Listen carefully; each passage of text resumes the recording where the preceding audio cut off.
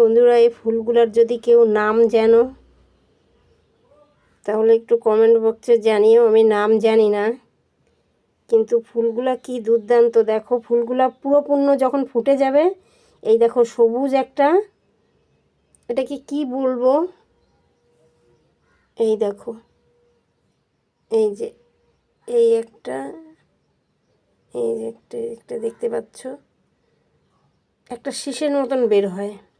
এই কয়দিন তো তুলেছি, এই যে এখানে যেটা আছে এরকম, কালকেও তুলেছিলাম অনেকগুলো।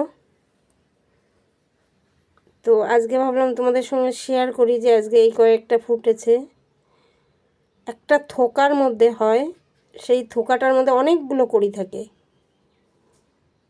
এটা আমার এক ছাত্রীর বাড়িতে ছিল, আমি বললাম আমাকে এই ফুলের ডাল দিও না। কয়েকবার এনে লাগালাম, হয় না। পরে ও কী করলো যে আমাকে বললো, দিদি তোমাকে আমি গাছের চারাই এনে দেবো শিকড় সহকারে। অনেকগুলো এনে দিয়েছিল, কিন্তু তার মধ্যেই একটা হয়েছে। এখন আশা করি আমার বাড়িতেও থাকবে। এই দেখো, ফুলগুলার কিন্তু খুব সুন্দর একটা সেন্ট, আর পদ্ম ফুলের মতো পাপড়ি। দেখো, আজকে অনেকগুলো জবাও ফুটেছে। দেখো, আজকে লোকনাথ পূজা। সবাইকে শুভ লোকনাথ পূজার শুভেচ্ছা, ভালোবাসা।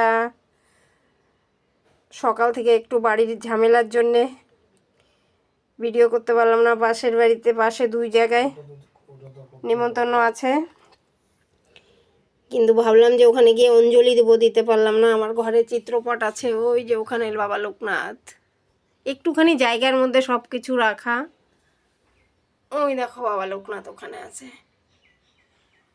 কি করব, ঠাকুর যেটুকু জায়গার মধ্যে রাখে, গরিব মানুষ যেভাবে ঠাকুর নেবে সেভাবে ঠাকুর রাখবে। আমাদের তো হাতে কিছু নেই বলো, সবাই চায় একটু ভালো থাকতে, কিন্তু আমার চাইলেও উপায় নেই। যাক, ঠাকুর যেভাবে রেখে খুশি হয় আমিও ওভাবেই খুশি। তো তোমাদের সবাইকে লোকনাথ পূজার শুভেচ্ছা, ভালোবাসা সব কিছু রইল।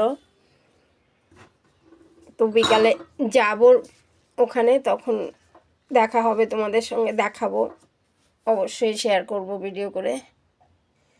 তো আমার বাড়িতে শুধু একটা ডাব এনেছি, ডাব মিশ্রি দিয়ে লোকনাথকে দিব। তাও হতো না, ছোট ছেলেটার শরীর ভালো না, বললো যাব না। বড় ছেলেটা বাড়ির একটা দরকারি কাজের জন্য আসছিল, তাই বললাম যে আমাকে একটা ডাব এনে দে বাবা, তো ও এনে দিয়ে গেল। তো সবাইকে টাটা। আমি কেবল পূজা দিতে বসলাম, এখনও কিছু হয়নি। অনেক বড় একটা ঝামেলা ছিল বাড়িতে।